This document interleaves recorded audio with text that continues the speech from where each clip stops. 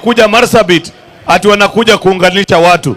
Mimi nawashukuru sana kwa sababu mlikubali na mkasema siasa ya kugawa watu kwa msingi wa dini ama kabila imepitwa na wakati.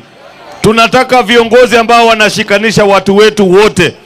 Na mimi ningependa kupongeza viongozi wenu wote hao wako hapa, kwa sababu hata kama siasa watu wanaweza kutofautiana, hakuna yule amechochea na kusema wananchi wapigane. Situwapigie makofi viongozi wetu tafadhali.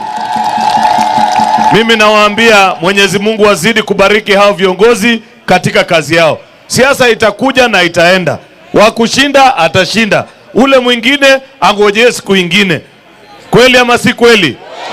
Wananchi wabakie wakiwa na furaha, Marsabit isonge mbele, maendeleo ikuje pande hii.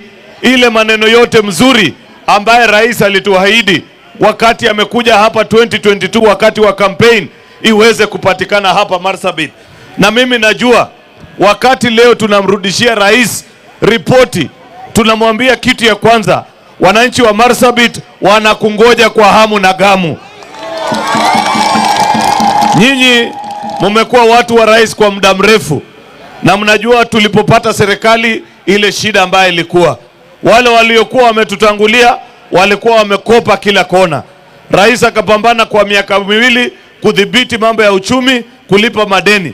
Sasa hii mwaka ya 3 ndio mwaka ya kazi. Na ndani ya hiyo kazi maneno ya wananchi wa Marsabit lazima ikuwe ndani hapo.